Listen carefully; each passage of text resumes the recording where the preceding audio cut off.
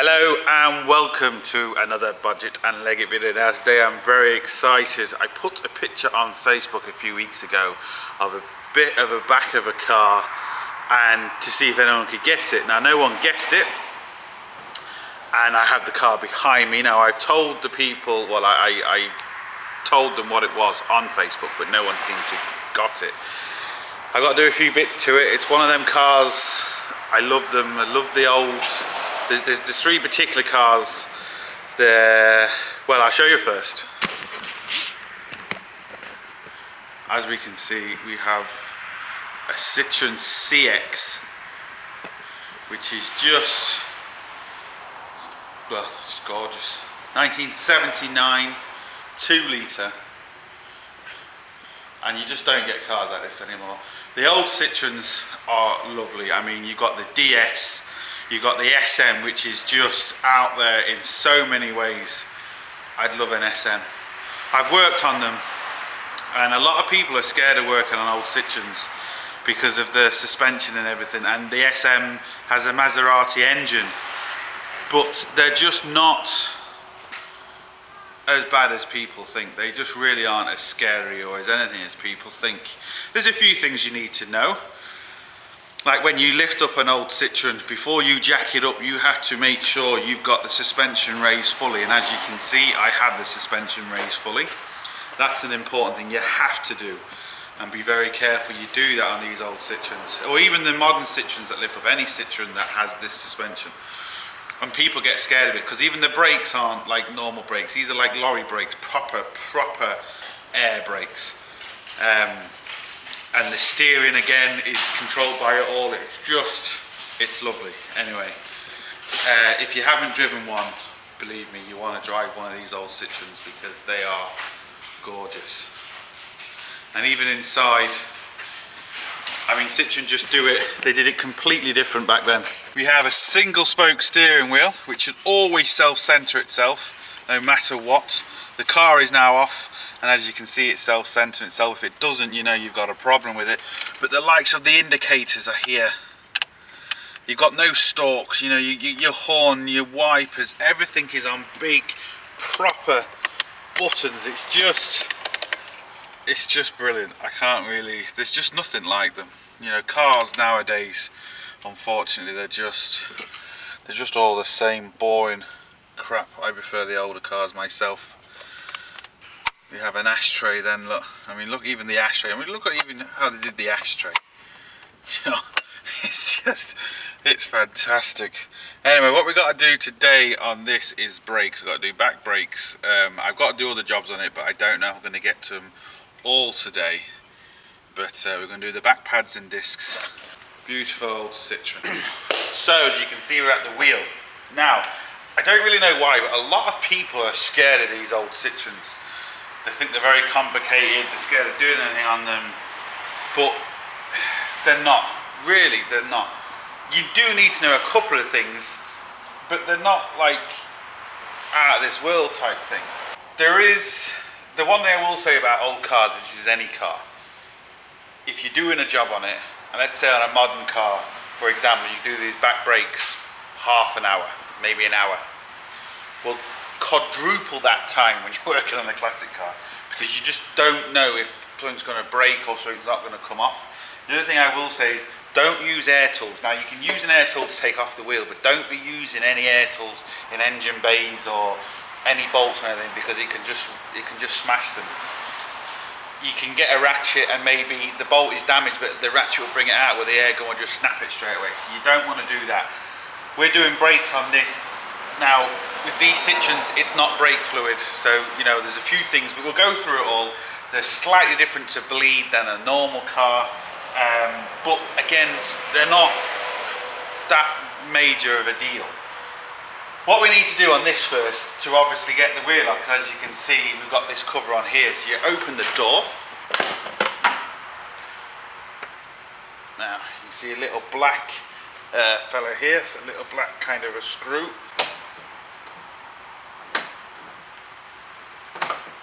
Now, we've undone that, and this basically comes down, you just pull that pin up. This comes down at an angle. There's 2 pins, so just be careful. So there's 1 pin there, and another pin there which goes up. This obviously allows us now to see the whole wheel, and these cars can't get clamped, which is another good thing. So we can now see the wheel. So I'm just going to whip off the wheel. 19mm bolts to take off the wheel. Now this is where the similarities change from a normal car. Well, you could take different, well, I suppose an older car to a newer car.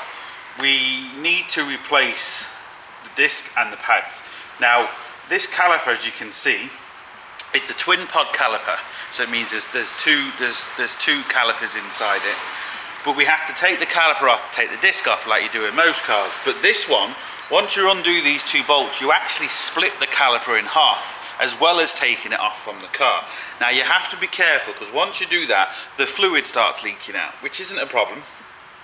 But you have to be careful of the brake line that's coming into it. You don't, the half of the brake caliper can stay there, and you can remove this. But the problem is, like I've done the other side, it took me about 2 hours to do the other side, because one of the pads was seized inside the caliper. It's just been there for such a long time. That's what happens with these older cars. It's not so much a problem with the car, it's the car doesn't get used a lot. So these things happen a lot more than what you would on a car that you use every day. Now he is using this one every day, but he's only just got this, so this is why this car could be stood for 6, 7 months, 8 months of the year, and only comes out in a few days. So you have these problems. So we have to be careful. And once we take out everything, we need to clean everything. But again, we'll go through all that. This side, there is just no pad left. The far side, there was pads left, but I'm hoping now there isn't a problem with this caliper. I'm hoping the caliper isn't seized. It's a possibility. Compared to the other side, there was a lot of meat on the discs, on the pads, sorry, and there was nothing on this. But the other side, the pads were seized in it. So we've got a couple of different problems. The first thing I'm going to do is take out these two Phillips screws from the disc. Again, these can be hard to get off, or they can be quite easy. I'm just going to try the easy way first. Just put a screwdriver in quickly. There we go. Try and turn it fast. Now, that was easy. Sometimes you might have just hit them with a hammer. Just hit the head of them with the hammer, and that can free them out. Or sometimes you have to kind of maybe wedge the disc against the caliper to do it. But they, to be fair, came out nice and easy, which is good.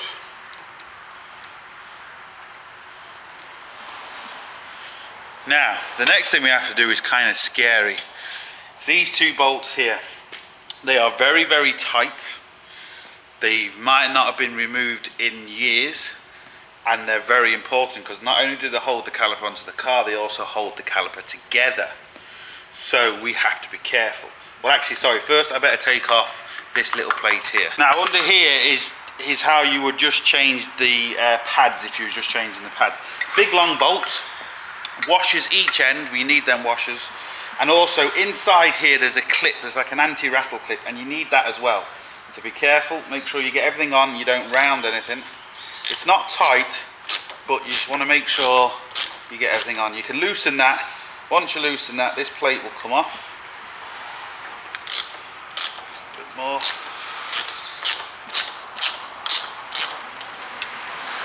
Take away the plate. You should be able to roll back. Now, the little dust plate comes off, and we're left with now the pads and the little clip. But first what we need to do is take the bolt completely out. Now it's important also, careful the little washers, you know which way the clip goes back. Maybe it's coming through, but the clip, I'll show you the clip. See, that bolt's very tight as well, so we could have a problem here as well.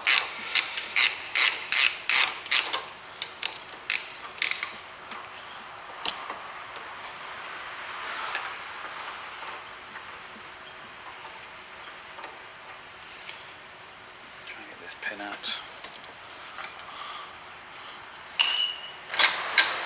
Now, managed to get it.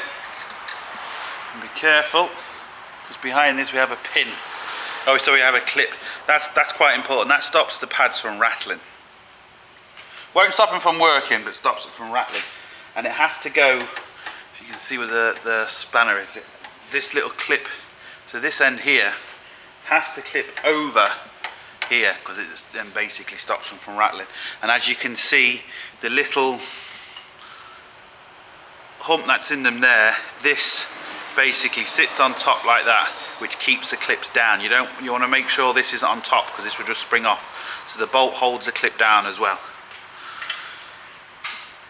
Now technically we should just be able to pull out these pads, but like the other ones, they're just completely wedged in there, and I'll show you why. Right, what I'm going to do first is, before I actually undo this, these are 217mm, and in between here, in between them, you have it like at the bottom is where the fluid comes through, but there's a little collar that can come out and it connects between the two. So you need to make sure once you loosened it, you don't lose that little collar, or you don't bend it, you don't do anything. It's very important. But what I'm going to do first is, before I do anything, I'm going to see if I can try and push these brakes back a little bit, just to see if it is seized. Now I've just done one and it's not, and the back one is normally the worst on these of the two. Now the back one again is seized, but the front one isn't. So that could just be full of crap and stuff, which I'll show you in a minute, but it also could be maybe the caliper. But as you can see, when it comes out, there's just nothing on it. So, and this back one is just completely and utterly seized. This is where it gets scary. Now I've only got a 3/8 drive. I don't like using anything bigger than that, but I've got a slightly longer ratchet than a normal ratchet. But again, you know, these bolts are very long, they're a fine thread, and they could have been in here for years, and they are put in rather tight to stop anything leaking. They have to come off, so you've kind of got no, I can't really do anything about it, unfortunately. I have to take them off. So here goes. It's the part I always hate on these. Oh. Now, that's a good sign. Sounds horrible, but that's good. Now, that one's okay. So, let's see if this one is. Oh, again. I could use a bigger ratchet, but you get a bit more control with a smaller ratchet. You can feel it through your hands a hell of a lot better, rather than just putting a big ratchet on and just going for it, because you don't know really what you're doing and how much pressure you're putting on. So here we go. Just remove these.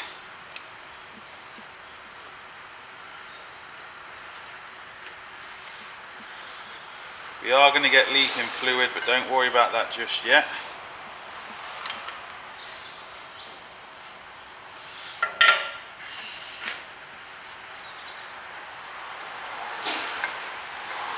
Washer's actually stuck there, so you want to take the wash off as well.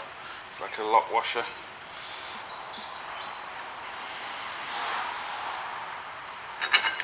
Now, and as we can see, this is the little collar I was on about. That has to make sure that stays very safe. It does come out, so just make sure it's in there. It's not going to fall out. It's not going to get crushed or anything like that, because if it does, you're in trouble. Now, should be able to remove this disc now. As we can see, this is just wedged. So what I like to do, it happens a lot on these. Let's put one back in, rag in there, just to kind of stop any crap going in or anything like that. Won't really stop it leaking, but it just helps. So I've got one in.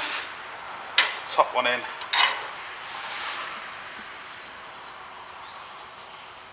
Just to hold it in place. And now I'm going to try and take this off. Can be hard.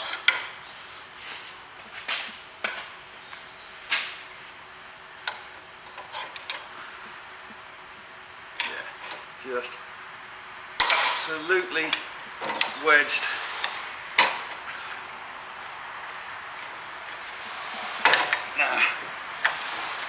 I'm pushing the piston back now, so that's why there's stuff coming out. Now, Got it. Now, what happens, all this crud, and you can see that, just all this crud and crap over the years builds up. I'll show you it on this one a lot better. Now we can see it there. It all builds up on here, and there's a little indentation on here which is designed to shove all the crap and stuff out, but it gets blocked up very easy. So what we need to do, as you can see, I'm going to have to wire brush that side, the ones on here, get some sandpaper, make it nice and smooth. So you can see how bad that is now. After I finish wire brushing it and stuff, let's see what it looks like. Now, let's see. You can see how cruddy and stuff this one is. If I turn it around, you can now see how clean this one is. Now, this is where the actual pad sits on these two pads, and in between it there's like a little cutout, and it helps the stuff come out. So I need now to get them all that clean. I don't know if that's coming through. So I need to get them all that clean. The pad then will slide in and out, because what's happening is when the pad gets stuck between there, the piston's coming out, but the piston can't move the pad up and down, so you effectively have no brakes. That's why it's very important to keep these nice and clean and clear. So I'm going to do it with all four of them, the one on this side and the two on this side. Then I'll turn the camera back on, and we'll be able to carry on from there. Now, hopefully it's showing through on camera, but these are now all cleaned. It's important to spend your time, but also we make sure we don't lose too much of the fluid, which is LHM fluid, which is the special fluid for these. But you also have to be making sure everything is clean.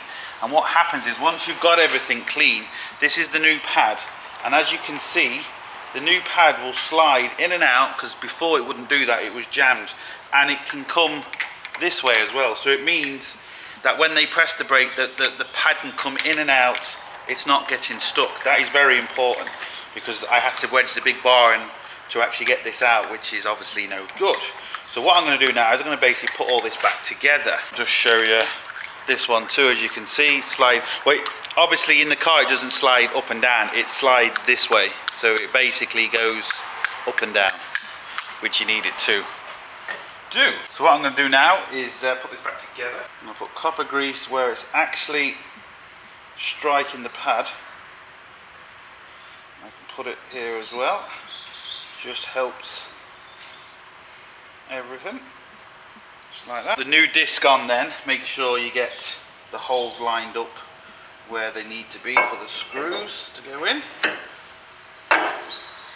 which is just there. And put them in.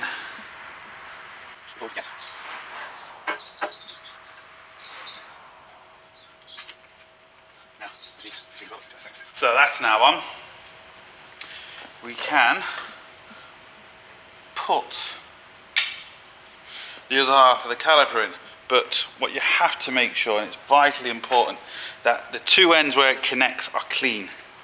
So you can see the clean there and the clean there. Don't be tempted to start getting sandpaper and scuffing up this, because you'll damage and it won't basically seal. There is a little rubber seal in there, and this, as you can see, pokes up through, so it makes a good connection. This is where you want to be careful. Make sure this little pin doesn't fall out, and make sure it's actually going in the hole properly. You don't want to be forcing this.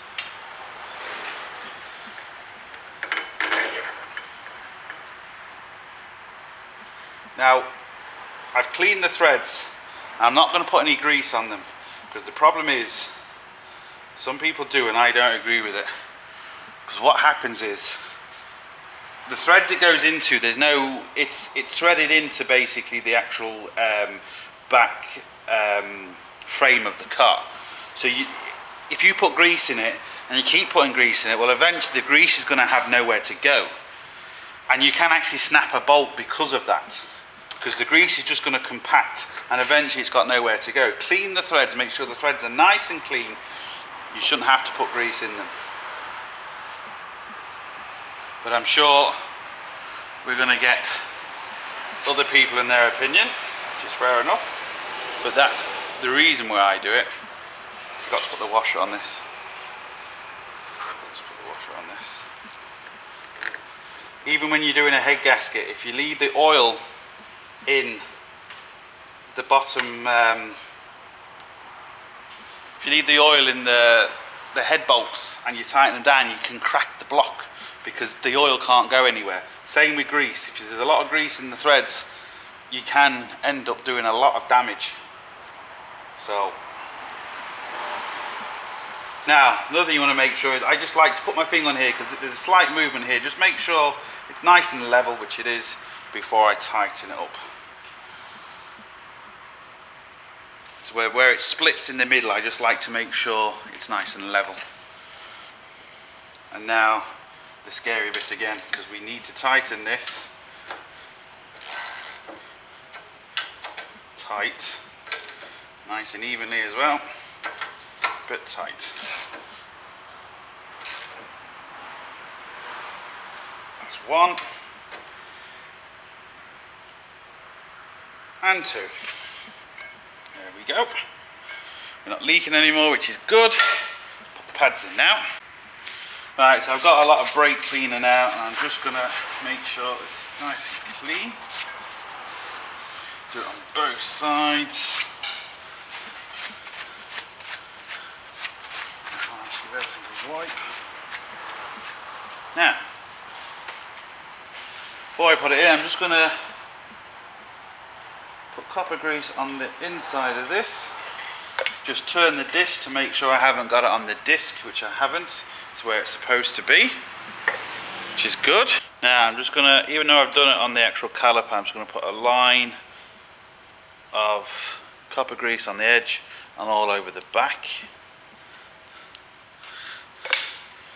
And this should just slide in nice and easy, like it does.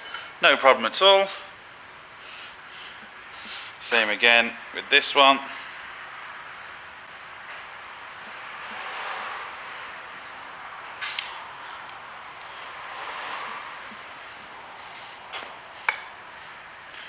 And put it in. Now, the way I like to do this next part, the way I kind of find it easier, is with this pin, just put the pin in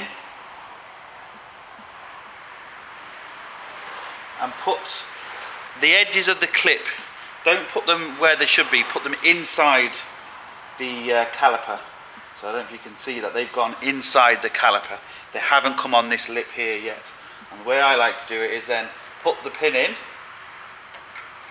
make sure it's going in behind the little clip you've just put in, and you might have to move the pads up and down to line up the hole. So this one has to come out a little bit. Hopefully that's coming through.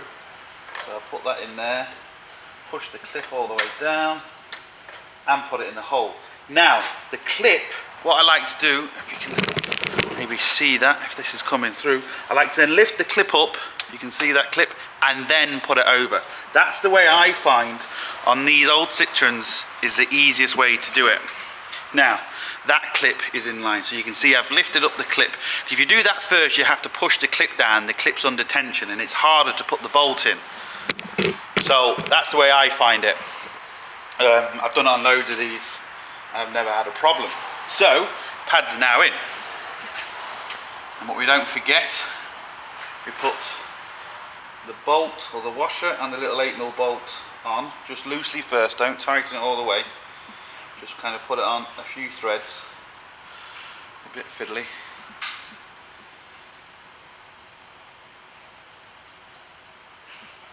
Go on now.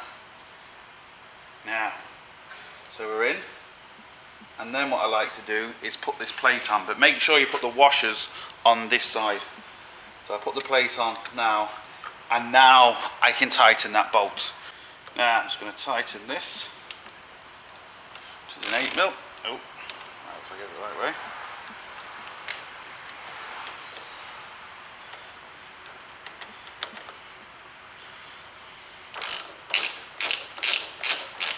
Sure it's in.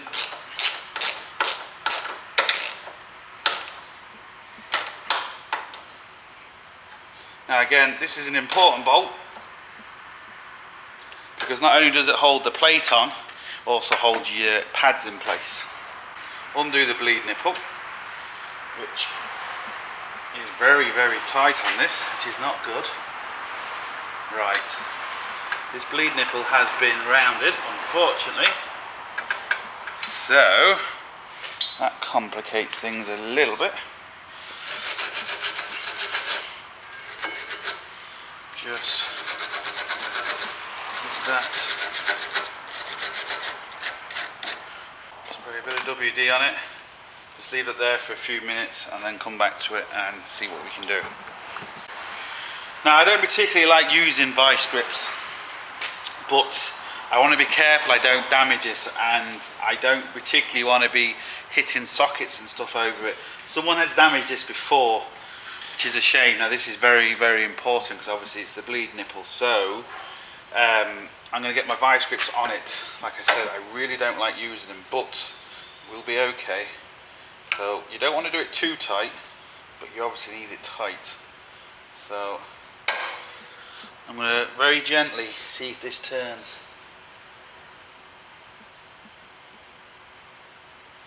And it's not. Now, I can go tighter with the vice grips, but I don't want to snap this. So this is going to be quite difficult now. I'm just going to let the WD soak into it a little bit more first before I go at it anymore. Now, about half an hour, 40 minutes later, I've managed to undo it. Now, what I've done is I've just literally WD-40, put the vice grips on, which isn't the best thing to do, but it's kind of the only thing I can do in this situation. And literally just keep moving them backwards and forwards like this. And just keep moving it up that little bit each time. I'm moving it backwards and forwards, and I've finally got it. So I can now basically lock it off. So just want to.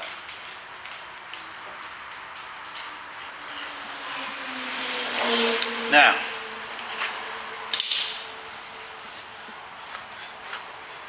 not the way I would like to do it, but the only kind of way I can.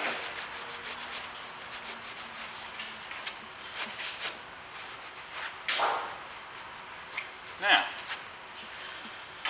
so what I'll do now, we have to bleed this.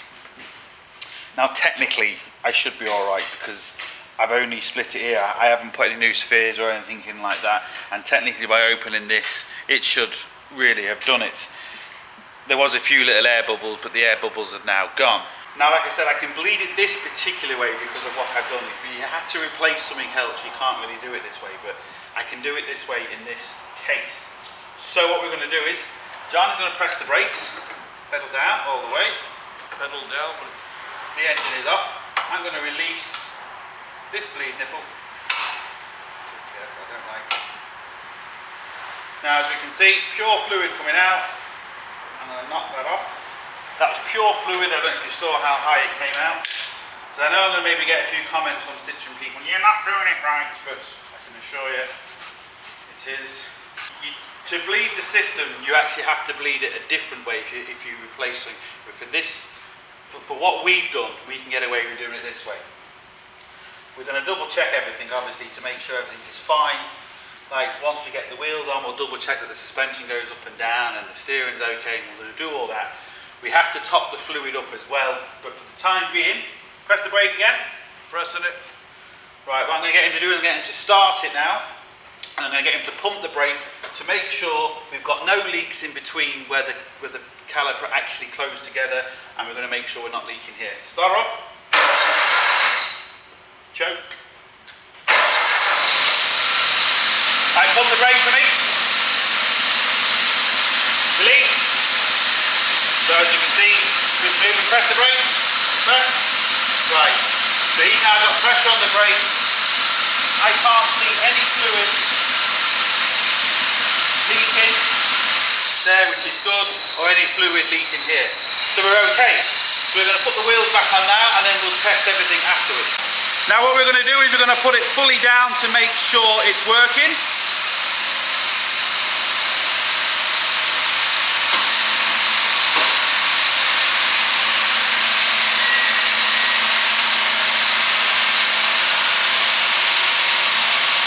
now we're going to put it fully up.